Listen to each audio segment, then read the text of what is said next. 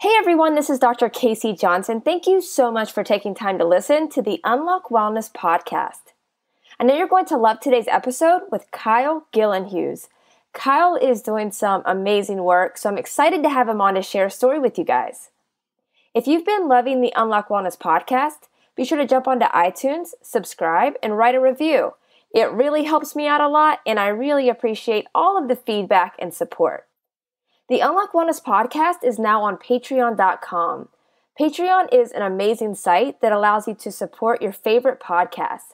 So whether it's $1 per month or 10 or 20, it's an amazing way to help support the Unlock Wellness podcast. If you're unable to support at this time, I still love you. The podcast will always be free, but the podcast has been growing a lot, and using Patreon will help me slowly improve recording equipment so I can get you guys the best sound quality possible, as well as help decrease the need to use sponsored ads in the episodes. I'm definitely not against sponsorships by any means, but I respect your time as listeners and don't want to overload the podcast with ads. So if you do want to support using Patreon, all you have to do is go to patreon.com/Dr. Casey Johnson. And there's even fun incentives for supporting like shirts and stickers. So be sure to check it out. Also be sure to follow me on social media to keep up with the latest podcast episodes. The best way to connect with me is on Instagram, Facebook, and Twitter. My username across the board is at Dr. Casey Johnson. That's DrKaseyJohnson. You can also check out my website at drkaseyjohnson.com. It has all of the past podcast episodes and more information about each guest under the Listen tab. While you're on my site, also be sure to check out the Shop tab, where you can check out my first book of my Healthy Children's Book series and learn about the Unlock Wellness Project, which supplies a wellness bag to a child in need for each book purchased. Thank you again for listening. I hope this episode leaves you feeling inspired to start making positive changes to your health. Now it's time for today's episode. I hope you love my conversation with Kyle Gillen-Hughes.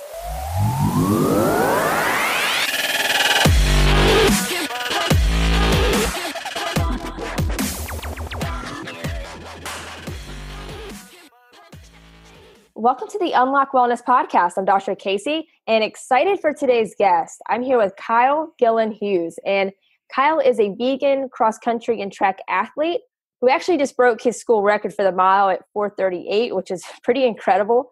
But he has completely transformed his health and his athletic performance after going vegan, mainly raw vegan, and just excited to have him on to share a story with you guys. So Kyle, thank you so much for taking time to come on. I'm extremely excited to have you. Thank you so much, Dr. Casey. I appreciate you having me. It's an honor to be here today with you. Awesome. Yeah. So, we'll just jump into your story, where you're from, and then kind of walk everybody through what your own health and wellness looked like just growing up and how that's really evolved over time. Certainly. So I've grown up here in the Boston area my whole life, and growing up, I was probably struggled with a lot of unhealthy eating habits. I think as many American kids do, with a lot of the Dr. Pepper, soda, sugary processed foods, a lot of fast food, and get my sausage, egg, and cheese sandwiches and all my McDonald's after school. And I mean, I think it's just a normal thing, especially here in American society. We're very fast paced. It's competitive atmosphere. And I think too, it's like parents are just trying to do the best they can. Right. And it's just convenient and affordable. Fast food is, unfortunately, it's very damaging to our health. So I kind of experienced that and grew up playing ice hockey, and really I was more into my creative side as a kid. I would kind of be more into Legos, art, painting, things like that. I was always more of a creative kid at a young age. But then at a certain point, I kind of got more active and into sports and started playing things like ice hockey. And I actually ended up running track and field in 8th grade. But it wasn't until it was my freshman year of college that I became more familiar with a plant-based diet. And I think it was through some vegan bodybuilding channels that I became familiar with it. And I became really interested. I was like, oh, wow. Like, I didn't know it was possible to be so strong, muscular. But who are some influences for that? I would say John Venus, one person who really inspires me. Not sure if you're really familiar with John Venus, Nimai Delgado, yep, Brian Turner. A lot of these really inspiring, positive guys who just define the norms that you need animal protein, that you need meat to be a strong and accomplished athlete. Yeah, no, I definitely, I think everybody, but I'm not sure if I'm familiar with Ryan Turner. It probably is somebody that I follow. I'm not recognizing the name right off, but yeah, no, I mean, definitely just amazing athletes, extremely in shape. You look at those guys and you're like, yeah, they're not deficient in anything. Yeah, no, definitely. I think seeing that really inspired me. And I thought like, hey, I mean, why can't I do this too? I think that I wasn't really feeling my healthiest. I wasn't really my best because when I was playing varsity football in high school and I put on a lot of weight to get playing time in high school. And when I put on that weight, I was eating a lot of junky food, a lot of oily refined food. And I just wasn't feeling very healthy. But it was actually, I think when I came across veganism, it was kind of a combination of the health benefits of it, as well as a lot of the environmental and ethical side for treatment of animals and the environmental benefits. And when I started thinking more like, hey, animals, I'm trying to think how I really made that connection. Because I think at first, because I sort of had this perception of PETA, people for the ethical treatment of animals, and like growing up and like sort of like mock that people eat tasty animals and right, or like or you just see that you think of like the images of like them throwing red paint on like people's clothes, things like that. Yeah, exactly. And it never really resonated with me. It just seemed so extreme. I couldn't really relate to that. Just animal rights just seemed like a kind of a fanatical. It just seemed a little out there for me, and I don't think I was really ever able to relate to it growing up. It was the natural order. Like animals eat animals, we eat meat. I didn't really question it very much.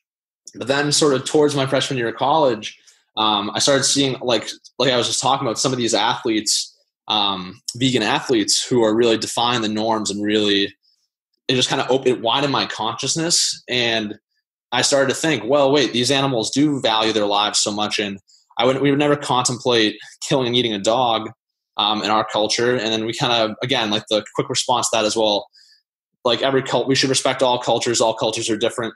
But I started to think beyond that. It was like, well, this animal has a brain, this animal has a nervous system. Cows and pigs and chickens and fish have brains and nervous systems too, and they value their lives and relationships with their family members too. So the more I started thinking about it, the more it just started resonating with me. It's like, I would never want to harm this animal myself. Someone else is doing it for me. And I started making those connections, and I started to eat more plant-based. I think my New Year's resolution was to be vegetarian. And then I think it was about a couple months later that I watched Gary Yourofsky's The Greatest Speech You'll Ever Hear, pretty historically well-known vegan activist. And listening to his speech, that was kind of just the tipping point for me. I was like I just don't have I don't have a good reason to eat animals, and I'm contributing to the harm of them. So I think going vegan, it's really out of the concern for animals, that if animals have moral value, that I can't justify eating them, using them, or wearing them if they matter morally. And that's sort of what it came down to for me. And then on that path, I can kind of discuss too sort of how my health has evolved and just my awareness around whole plant foods and how that has transformed my well-being. Yeah, no, that would be, I mean, definitely would love to hear that. Real quick, it's super interesting the way you brought up, like, you couldn't imagine like eating a dog. And it's funny. Well, it's not funny at all, actually, but it's crazy. Like, the other day I saw somebody that I follow, they posted like this really awful thing. It was like some kind of like event where they cooked the dogs on the spot, basically how we would have like a pig roast, basically, and people were like mortified. Like, it went viral, obviously, because, people love dogs, and like, why would you ever do that kind of thing? Because we have that kind of attachment. And you mentioned especially right now, we're all about like respect other cultures, like respect other beliefs and all of that. But like, if other cultures, that's the norm, but they probably look at certain things that we eat as crazy too, so it's just like, but why are we doing it anyways? So it's, it really is pretty crazy when you like really break it down, and you're like, they eat dogs, that's normal. Like, for us to eat cows, like for other countries, that's like a sin, like that's crazy, but it's just all unnecessary. Totally. I totally agree. But I think it took a long time for me to come to that. And I think the issue of discussing topics of morality but I think it's really a simple issue when we get down to it. I think all of us agree that certain things are immoral in our society. All of us can see that, for example, rape or, for example, abuse, that these things we can understand that they're morally wrong. The issue is when it comes to animals are generally left out of the moral community when we discuss moral issues. It's not about whether or not we should be using animals or whether or not it's more of a question of how can we be humanely using animals. Mm-hmm. But again, it's this idea that how can you really humanely use a sentient being exclusively as a resource? Can you really humanely use a being who has wants and needs and desires like you and I, has a mouth to taste, has eyes to see, has genitals to reproduce and feel pleasure and all these things just like us? But it's always a matter of trying to justify our use of it in some way, or humanely killing. And again, this concept of humane killing, what does it mean to be humane? Killing a being which has a desire to continue living, how can that ever be a humane act? And I think the more I had to ask these questions myself, and I think it's really important that I want to just thank anyone who's listening today. I want to just thank you for listening, because it is an individual journey to come to this realization, to come to this connection. And some people simply won't, some people won't, and some people will. But it's a matter of, when I made that connection myself, it really was important that I kind of came to it on my own, because I think none of us really like to be told what to do, how to act, how to be. It's really a personal, individualized journey for us to come to that realization. For me to come to that realization, it was never because someone shamed me or said that I'm a bad person because I eat meat, or I'm a bad person for eating animal products or anything like that. It was more because I found the information. I came across the information myself through finding other people who were speaking about it in a positive way. And some people were definitely being, I guess, negative about it too, like what they do. But I've really found that it's speaking from your heart, being genuine when talking about such a sensitive issue, but at the same time, not speaking from a place of pain. Because if you're in suffering, if you're in pain, because it's a sensitive issue, you can really focus on the negativity. You can really focus on those not so great things, which can really bring your mood and energy down. So I think it's really important to be focusing on the good that's happening. How is this? Yeah. What positives are happening here, and what can I take from this and use it to be a positive advocate in my own everyday life? 100%. I know you've listened to a few podcasts, and and that's kind of like the energy I like to keep it, because I have zero judgment for anybody on wherever you're at in your journey. If you're listening and you're never going to be vegan, that's, still love you. That's amazing. But obviously, there's the more people that can be aware of what's going on, and and just help people with that. Like you said, that just coming from that place of love. Because 3 years ago, I was eating a hamburger, it's just crazy, because if you tell your past self, okay, this is where you're going to be at in a few years, most people don't believe that, so it's just, everybody's at different spots, and it's just respecting that journey. And I love that. Very well said. Thank you. It's just so important. And I think that's where, you were talking about just the way you looked at vegans as a whole. Growing up, you thought the negative PETA stuff, right? And most people don't respond well to that kind of thing. So the more people, like yourself, it's just coming from a place of love and genuinely just trying to help. It's I think it's a way better approach. But yeah, so no, Kyle, for your journey, you were talking about how you started to, look at these resources. You watched that talk, and that really influenced you. So what were some of the first effects, I guess, that you saw after you completely went vegan? And then, you are an athlete. So did you have concerns or people telling you stuff that you're kind of had in the back of your head? Yeah. So I think when I first started making the transition of eating plant-based diet, I I think there's some concerns. I think my parents at first were like, well, Kyle, you need to eat some eggs, you need to eat some dairy. And I simply said, I started to have the information, and I was just kind of trying to be polite, but I was like, I'm not going to be consuming these things anymore, because it just, at that point, it didn't really make sense to me anymore. Because once I had that information, it was difficult to sort of flip back. Yeah. So I get the transition there, because in high school I was playing football, and I was more of a strength athlete, more power based athlete, and doing a lot of power lifts and strength training. And then I ended up transitioning into distance running, which is something I never would have really imagined. Very, very different from, because I played defensive end in high school football to college cross country and track and field. Crazy, because most people think that you can't make that switch. Like if you are excelling in one thing, a lot of people think like you can't switch that type of muscle fiber activation. You know what I mean? Yeah, exactly. It's a totally different system you're using, trying to explode off of the line of football versus trying to run 5 miles as fast as you can at right. a space. It's a totally different system. And when I was changing my diet, and I was doing a lot of smoothies as well, which really helped me in the summertime. When I would go on runs, I would make these giant fruit smoothies, and I would come back on my run and fuel up with those, which would just give me so much energy. I was just experiencing new highs every day that I was so excited about it. I had so much more energy, and I could just notice it every single day.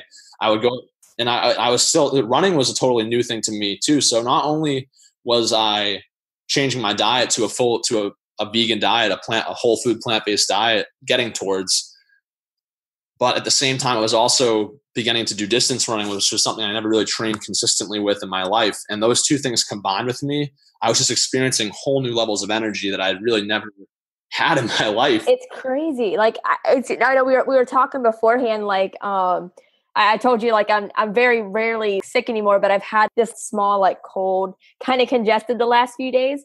Yeah. But like so sometimes whenever you with any type of eating, sometimes you notice like you need to increase stuff, right? So like maybe I haven't eaten enough vegetables lately, or I've been slacking on that. So like I've just like really just increased everything, like more just getting back on track, just because it's been so busy. So just trying to get back on track.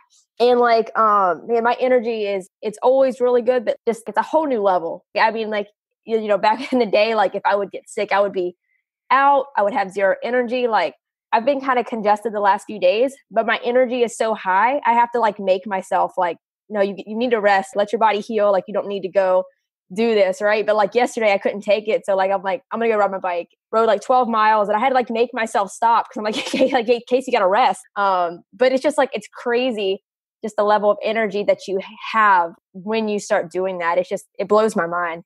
It really does. I think I think it's really evidence of the foods that I believe were designed to eat. Yeah. I think more fruits and vegetables, and especially fruit as human beings.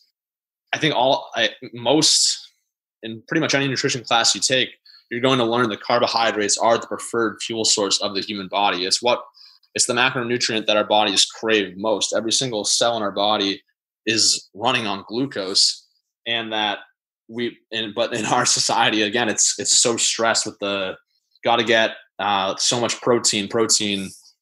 It's insane with how much, and it's really just it's wreaking havoc on our kidneys. Protein it's so hard to break down, and it's so important too. But what many people don't realize, you're eating a healthy whole diet filled with whole fruits and vegetables, and you're getting enough calories, you will get all the adequate protein requirements you need if you're getting enough caloric intake. With that being said, though, I think it is important for athletes or anyone who's considering a plant-based diet. If you want to take a plant-based protein supplement, more power to you. And I think it can be really helpful, especially for those who are more active than the average person. But again, we have this whole conception of protein, of how much of it we really need to be consuming. And from my experience, I've done the whole whey protein, all the different protein shakes, and just my experience has really just drained my energy. And I found it just harder to break down. And I feel like my body isn't spending so much of its energy digesting food every day, because my digestion has sped up so much, and my body's able to assimilate the food that I'm eating into energy. It's just much more free flowing, I would say. Yeah, like, because most people overconsume protein, so it's like, if you notice that you're not getting to that weight that you want to get to, like you're not losing weight, there's a very, very good chance that you're having too much protein, and it's going to store that as body fat. So like you have to be aware of that too. Like we're like you said, we're not made to like chug all of these whey protein shakes because our bodies, our kidneys can't take it. Exactly. Yeah. It puts a lot of stress in the body. Yeah. And so like, you're an athlete obviously, and you're talking about, you switched from football to an endurance runner, smoothies played a big role in that. So, just how did all of that progress once you really started to run, since that's a whole new, that's a whole new thing for you? Yeah. I think running on its own is something that just can really transform an individual's life. I mean, someone who's eating a standard American diet and running 50 miles a week, and someone who's eating a standard American diet and obviously sitting on the couch, the person who's running the 50 miles. Now, when you combine that with whole fruits and vegetables, it's a whole new level of energy. But just the act of running too is really my memory, my speech, just my overall calmness. I'm less restless. I have just a better able to be with myself, to be comfortable with myself. And I think with running too, you kind of, when you're out there running miles, and something I kind of learned is you have so much. I think running made me aware of how many of these internal conversations I had in my head. It made me aware of how much I was thinking within my mind. It made me conscious of like, holy crap, my mind is so loud. I have so many ideas. Like there's so much happening in my mind. I don't think I was really conscious of that before. I thought it was just normal. I didn't become as aware of it. But out on 5, 4, 7 mile runs and just starting to be out there in the miles and you're with yourself, you really have yourself in the environment around you. And just through the practice of running has helped. I've developed more mindfulness. And what is mindfulness, or what is meditation? I think again, there's like these ideas or notions behind it, but the most simple way I could put mindfulness meditation would be the ability to be with yourself in a quiet setting, or the ability to I think it's the ability to be. Again, it's not really this complex like system of how you need to sit for 15 minutes and meditate for 3 times a week, and then once you've meditated for this amount of time, then you're a master yogi, or then you can put up people as an enlightened being. It's nothing like that, but it's more this sense of really developing a comfort with yourself. And through the sport of running, I find running has, because I think that's the thing. When you talk about running, people are like, "Oh, running, I hate to run." I mean, that's like the average thing you hear is like people don't want to hear. People don't want to think about running because it's so uncomfortable and so painful to them. And when I started running, it was exactly that. It was so uncomfortable and so painful for me. I couldn't really run more than 3 or 4 miles at a time. And then as I kind of just stuck with it and was just patient, I was able to do more and more. But at the same time, I've also learned in running is I pushed myself too hard before. You can really develop, and this can be happen with any sport, is you can really be like, I got to hammer it. I got to get this many miles. I got to hit this pace. I got to hit this. And it can really lead to burnout. And it's caused me to learn to really slow down, like be with my breath a little bit more, and kind of let go of those thoughts. They're going to come and go. But my decision is how much I want to attach to them. Like I can have like this, oh, I have to do this when I get home, or, oh, my mom said this, or, oh, I have this assignment due, or like all these ideas. But the more you can kind of let them go and be in the moment, the better I am off. I can only speak through my own experience, and running really has helped transform me in that way. Yeah. And I've talked to so many people whose lives have been transformed by running, because it really is, like you said, just a form of meditation, because it forces you to be with your thoughts, and like, which is hard. People don't want to do that. That's why people blare music most of the time as they go running. Right. And like, I do this. I listen to music all the time because it can make it easier to get through a run or a longer run. But like, if you just give it a chance to like maybe go for a run without listening to music, I think you'd be surprised that like, well, it's going to be harder until you've like really learned to train your mind like that.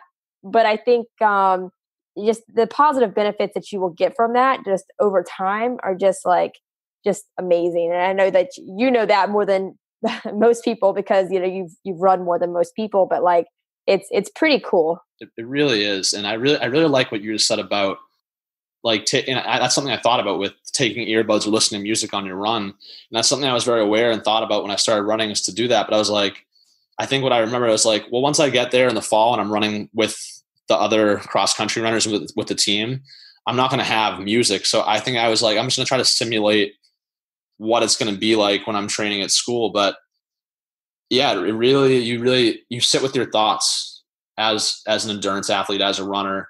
And all of us, every single day, whether or not you're an endurance athlete or you're a runner, all of us have these thoughts which come into our head. And really, we aren't often aware that we have the power to how we deal with the thoughts we have. Yeah. That we're not our thoughts. That we can become so caught up and identified, and that every thought you have can sometimes feel like it's so important, or it's the most important thing in the world, but it can just really quickly take you out of what's actually happening right now.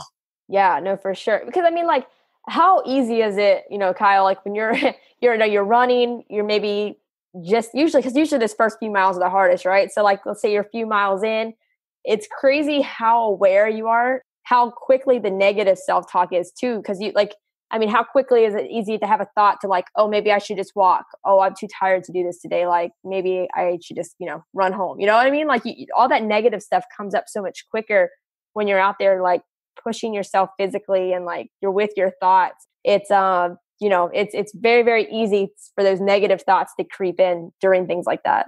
Very. And it's because I'm running competitively. I love to run, but I'm not really just running for the fun of it. I'm running college, and it's competitive, and there's a lot of competitive guys and girls around, and it's about getting after it. And when you're in that environment, it's the fear can slip in. It can be like, oh, like this is going to hurt, or, oh, this isn't going to feel good, and all these ideas. But the more I can kind of realize that, I think sort of what I told myself my first cross country season a year ago, this past fall, is all this is going to be 20 something minutes of me really asking of my all, really giving it my all and pushing myself and really inspiring myself, really showing myself what I'm capable of and what I know I am capable of, and what the power within myself, and that all of us have this within us. All of us have this innate ability to be great, to push ourselves to new levels, to see the beauty, the power, the strength, the athleticism within ourselves. And that we have these limiting beliefs, these limiting ideas that we're denying ourselves that. But if I can just be like, if I can just give my best for this 3 mile or this 5 mile tempo run, if I can just go out and just give my best today, it doesn't mean that if I don't hit this perfect time, that's okay. But I just need to know that I'm giving my energy today. I'm putting my greatness into this, my confidence, my belief in self. It will begin to change your life. And I really have seen that, like you said, those little doubts, they can creep in, but I think asking yourself, why am I doing this? I'm running because it gives value to my life. I'm running because it gives me so much energy, because I'm inspired by others, and that I know I myself can inspire others too. And giving yourself that self-validation, I think, is important. No, 100%. And like, I mean, and you are like excelling, at your school. Like, I mean, we were talking beforehand, and like you recently broke the mile record, right? Yes. Yeah. The indoor season this year I did. That's crazy. Was it 4:38? Was that right? Yep. 4 minute and 38 miles. That's just so, like, I can't imagine moving that fast. Like, man, I mean, I'm sure like, you look back at the, back in the football day, what you said, you were 200 pounds playing football. Yeah. Like, I mean, could you ever imagine yourself moving that quickly? Because that is, I mean, I'd be amazed if I could hit a 7 something minute mile back then. Yeah, man, it's just like, that's just so crazy. Like, did you have a point to where you realized I could probably get really, really fast if I keep doing this, I had run a road race in 8th grade, and just like a little 2K, just like fun. But I was in 8th grade, and I think the kid I was racing was a sophomore in high school. And it was like mostly just like a fun family race. But me and this kid kind of went out hard, and we're just kind of just battling the whole race, kind of just like we were just going for it. And I think him and I were just neck and neck, just like kept trying to pass each other and just like really pushing the pace the whole race. And I finally pulled away and pushed off a little bit, and I ended up winning that race. And I think that's when I sort of had a hint of, hey, I have like a little bit of a natural running ability. I have long arms and long legs. I'm pretty lanky and lean. I kind of have a little sort of a build for a runner's body, but I ended up kind of continuing more with football in high school, and it wasn't, it just didn't happen at that time. But then I think once I started training and seeing, again, my body, like how the fat was just coming off and my muscles were just becoming more defined, because I had built up a lot of strength putting on so much weight for football. So it was pretty cool to see, because I was getting leaner and stronger, but again, just how much energy I had. I think too, what really motivated me, my username on Instagram, I think that too, expressing myself on social media and sharing and connecting with other people. You and I were talking about this a little bit earlier, just the global community and connecting with other people, like-minded people through social media today. It's such it can be such a healthy, powerful tool. I think social media often gets a bad rap today for it being a negative thing or something that is frowned upon or looked on as being abused. And it certainly can be. But at the same time, using it to connect with like-minded people or connect with something that you're passionate about or interested in, that gave me so much more fuel to compete at the higher level, because I'm seeing what all these other plant-based athletes are doing and how they're being such inspiring role models and living their life by example and just really living their best lives. That really inspired me to give it my all and perform at a higher level. Right. Because I mean, then you can, turn that around and obviously influence a whole new line of people, because I mean, the beauty of social media is like, you never really know like who's watching, but people always are. So like, you don't really know how that's going to affect somebody. Like, I mean, some of these people that you looked at their page and like that inspired you, and like, they'll never know that. But because that did inspire you, you're doing so much positive work now, and that's going to influence the next generation of people. So it's a really cool domino effect that like, but yeah, like you said, social media is just so powerful when you use it in the right way. You said it so perfectly. Yeah. It's crazy. Like, yeah, it's just there's such an amazing community out there that if you just look for the right people, and almost everybody that I've met and spoken to, like everybody wants to help, like everybody, if you have questions, they want to help you with your journey. And it's just finding those people that are just super positive and like want to help, genuinely come from a place of love, which is, it's a cool thing. It really is. And I think when I first started up on social media and was sharing how I was eating, my training and things like that, at first, like connecting with total strangers on the internet, it's kind of a foreign concept to me. Like reaching out and DMing people, it just seemed like such a strange thing to me. But the longer I kind of connected with people and just really getting just a sense of someone's personality through the way they're expressing themselves, or even a lot of people will post videos on their stories of them talking and videos of themselves and their stories, and you really get an idea for a person. Obviously, it's not the same as that one-on-one personal relationship development, but you do get a sense of the person, and you are able to, like you say, I think using social media as a tool for connecting with what inspires you, with what you love, I'm sure you're familiar with Gary Vaynerchuk. Oh yeah. Yep. Watching a lot of his videos really inspired me. And I think, again, it's focusing on your strengths is something he talks about, and that I've really resonated with is, again, it's like we have this idea, you really got to focus on your weaknesses. You really got to refine what's not so good about you. You really need to try to be better here.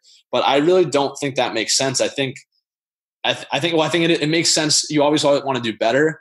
But I think what makes the most sense is to really, what do you love? What gives you energy? What inspires you? Even if you don't have to be 100% sure what your life passion, what your life calling, any of that is, but what's something that inspires you or makes you happy or makes you smile. And if you can realize what that is and follow a few accounts, watch videos about that, learn about that artist, learn about that athlete, what they're doing, how they're training, how they're living, or anything. And that when you're consuming content or learning about something that inspires you and can help realize yourself, I think it's a beautiful thing. Definitely. No, like, yeah, spot on with with Gary Vee. I bring him up every once in a while in the podcast because he's like, I mean, yeah, like stuff that he's putting out there is like, 100% right. I mean, such a positive guy too.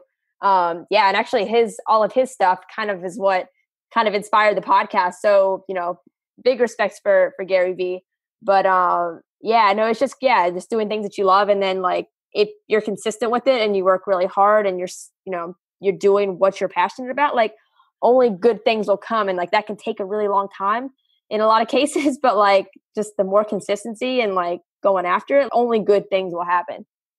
And just loving the process. Yeah. What you're doing right now truly inspires me because I think ultimately I want to be doing some work similar to that, what you're doing, and really connecting with other people around the world and empowering others through other people's life stories, through shared experiences, through empowering each other with resources of here's how I eat, here's how I train, this is how it's affected me on a mental, physical, and spiritual level.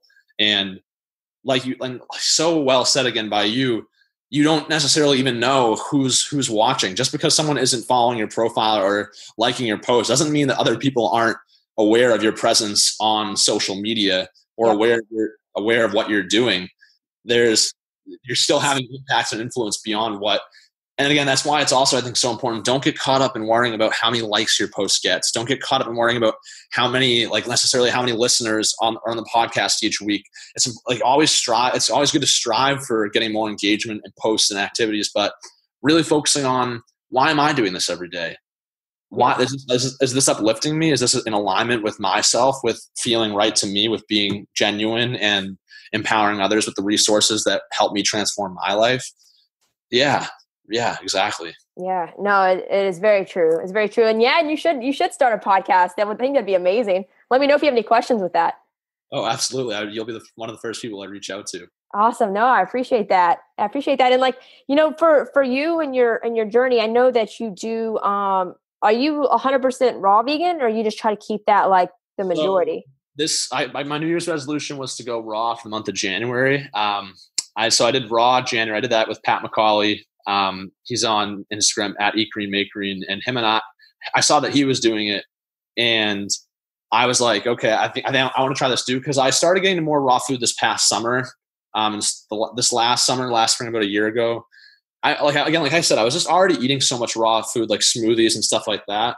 It was really activating my body on a whole new level. I think when you eat food raw, you're getting all the whole enzymes. You're not destroying a lot of the nutrients when you're eating certain foods raw, especially fruit.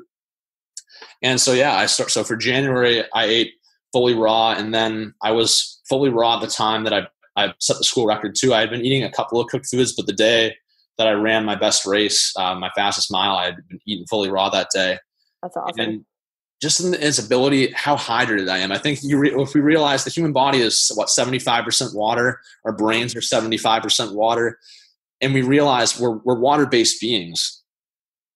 Most of our cells, our existence, we are water. So our body's pH level, whether or not we're alkaline, is so important in determining our overall health and well-being.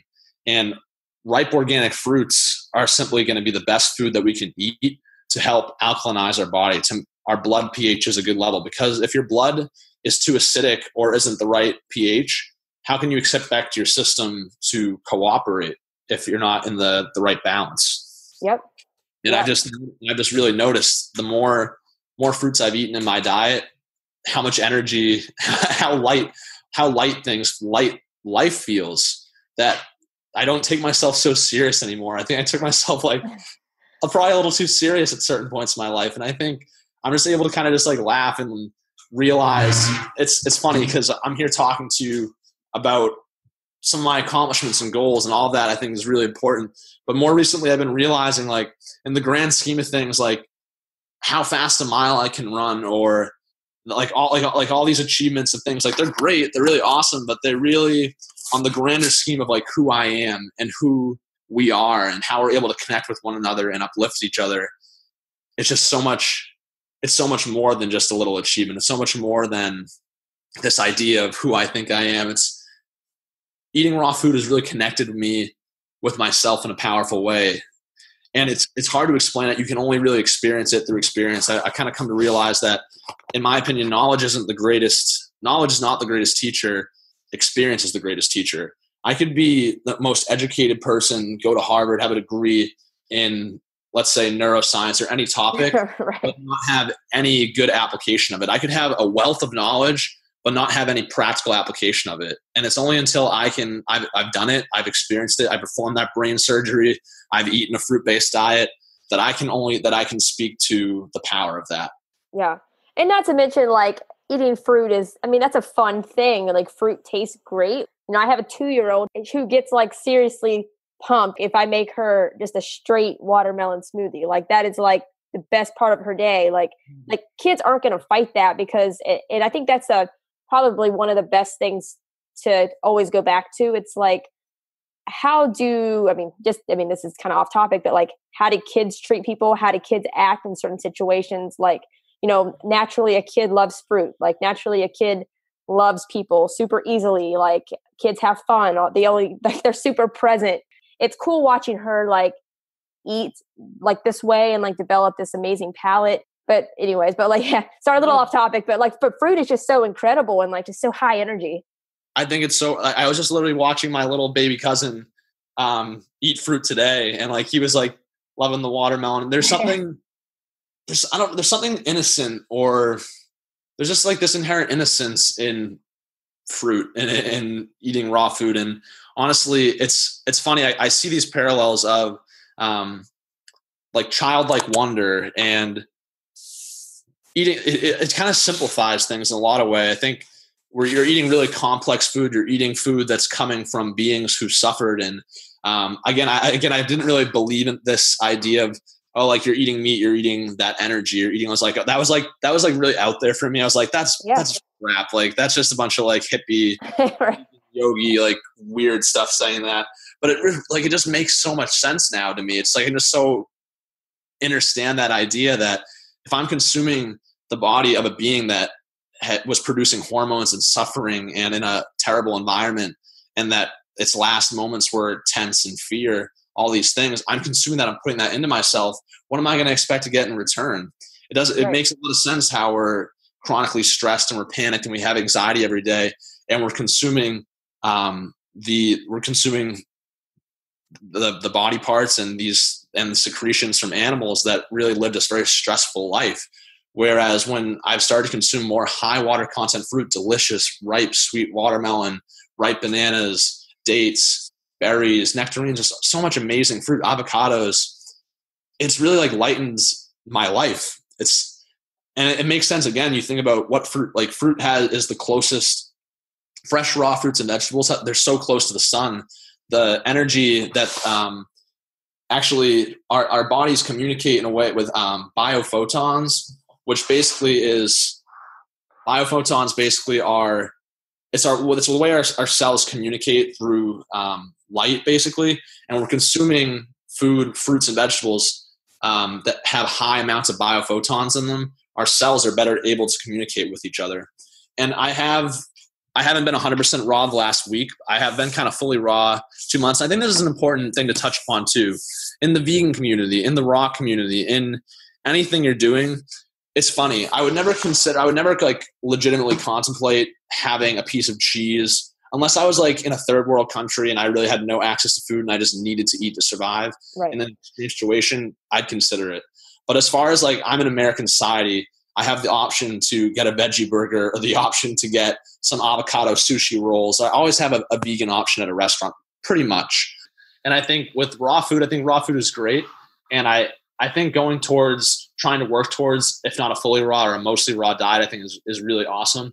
But I think it's important to make sure getting enough calories. So I think not being too hard on myself, like, and enjoying all different types of vegan food. I think we can have these tendencies to be really hard on ourselves, be 100% in something or not in it at all. And that even someone who's, like, contemplating, like, eating more vegan meals or doing, like, more vegan meals in their diet, veganism is ultimately about justice. It's about the idea that if animals matter morally, we can't justify eating them, using them, or wearing them. But for someone who isn't ready to, let's say, go vegan yet, or to fully embrace that idea with their actions every day of eating a plant-based diet, try eating a vegan breakfast, try eating vegan for breakfast and lunch, try to eat like more. And it's so funny because like so much of the food that we're already eating in our diet is vegan. Like people don't think the banana in their hand is vegan or all, you know what I mean? Right. Or like a meatless Monday. Like there's so many like small things you can do, like just slowly transition or just try things out and like experiment and see how your body just feels and thrives. It doesn't have to be an overnight all or in, like you said, 100%. It's just like wherever you're at, like just try something, see how you feel, try something else, see how you feel. And like, that's really the best you can do. Absolutely. And I think if you know that you're working to be a little bit better every day, that you're trying to improve yourself, if you're doing this, do it out of the inspiration to be a healthier you. Do it out of the inspiration, I want to be healthier for my family. Do it out of the inspiration of, hey, like I love animals, or I care about animals, and I'm not like, violence isn't in alignment with me. Like that was big for me. I was like, absolutely, like I'm not a violent person. I don't want to harm these animals. I don't want to do this. Whatever's resonating with you that inspires you to take your health into better charge, that connects you with other animals, to make that connection with not only human beings, but realizing that all animals value their lives.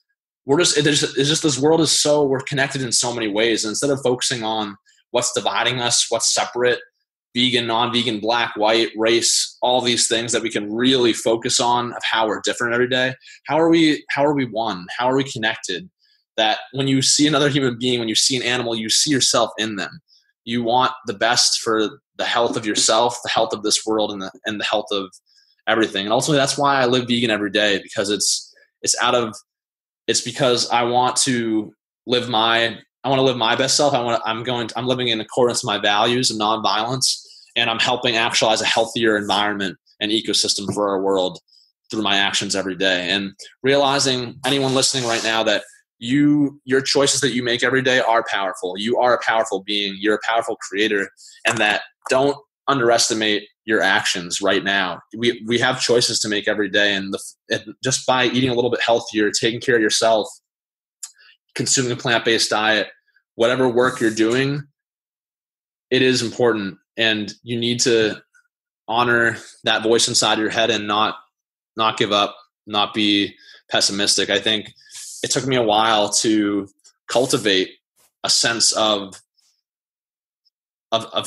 greater self-value, of really, because I think I think there is a lot of doubt and fear and anxiety. And I think that we need to realize that those doubts, fears, and anxieties can only unfold as long as we're feeding those ideas in our mind, and that each one of us right now has so much ability, so much capacity to do good. And yeah, it's within all of us, and it really is. Absolutely. No, that was super well said. I 100% agree. I love that. I love that. And Kyle, I know you're still in school, right? So do you have another year of? Yep, I'm going in my senior year right Very now. cool. Very cool. Yeah. So like, obviously you're going to be doing, track and stuff again. Is there anything happening like in the future that you just want to like put out there and like share with people so they know to keep an eye out, or just continue just to spread the positivity and just, work really hard at track?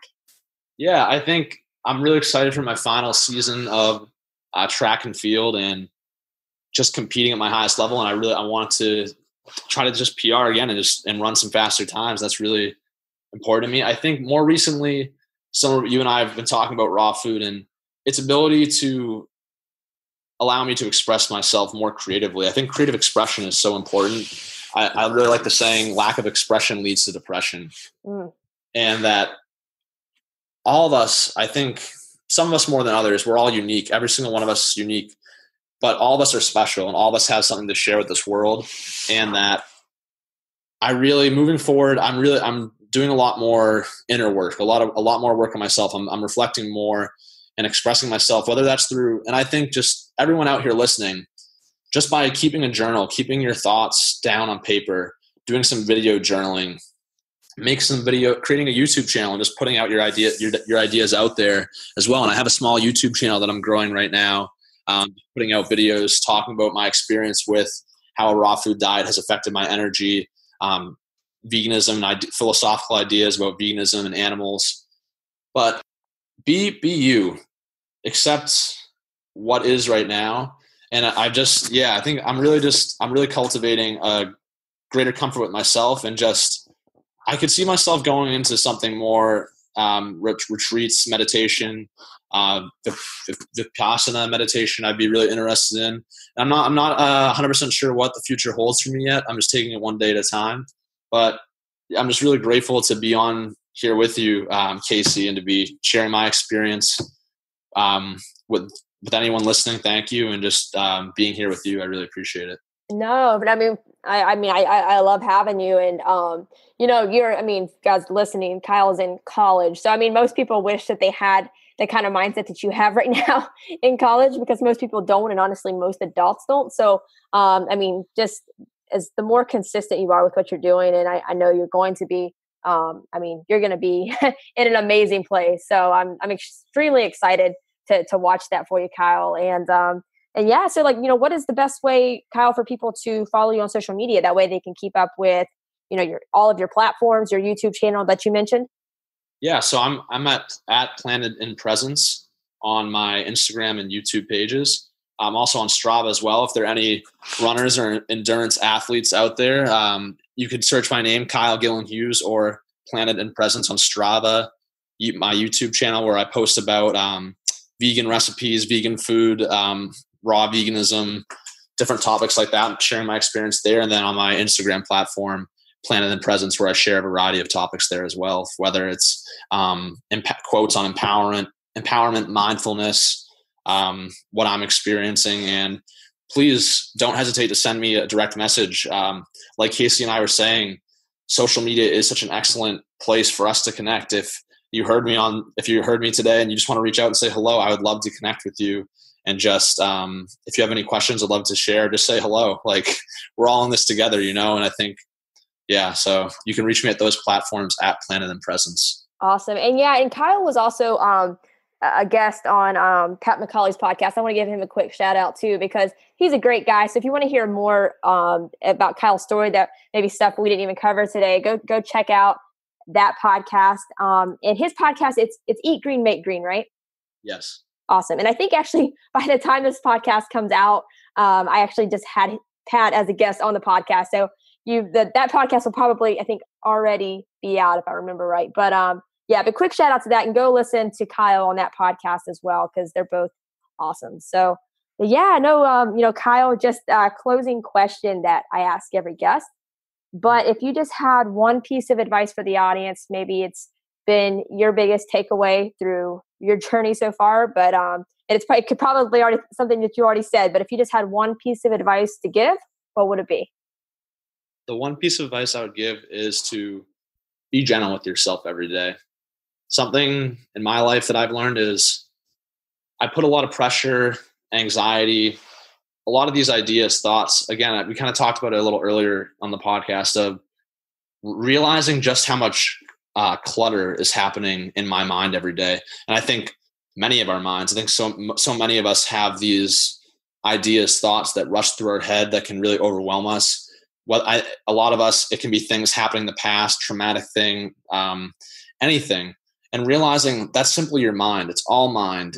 And that there is so much more to those anxieties, those worries. And even with the great, because it's really easy to get caught up in the mind too. When everything's going great, it's really easy to be like, oh, I'm like, that was such a fun night, or all these ideas, and to really hold on. But through my ability to let go, to detach from those ideas, and to tap into right now, doing some breathing exercises, going on a run, and really trying to make an effort to just really noticing your surroundings, how the air, feel the air on your skin, feel the water if you're swimming in the ocean, and really appreciate that, take that into the fullest, I would say.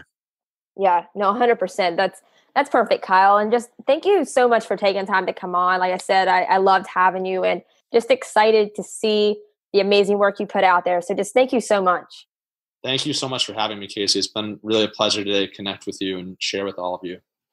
Thank you guys so much for listening to today's episode. I hope you loved my conversation with Kyle. He's doing so much positive work, so be sure to give him a follow on social media to keep up with everything that he's been working on. You can find his social media links that we talked about in the episode in the show notes, But you can also find them on my website as well at drkaseyjohnson.com. That's drkaseyjohnson.com. Click on the Listen tab.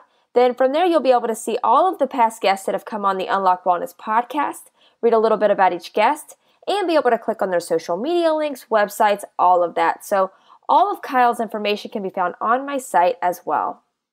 If you guys loved today's episode with Kyle, be sure to jump onto iTunes, subscribe, and write a review. It really helps me out a lot, and I really appreciate all of the feedback and support.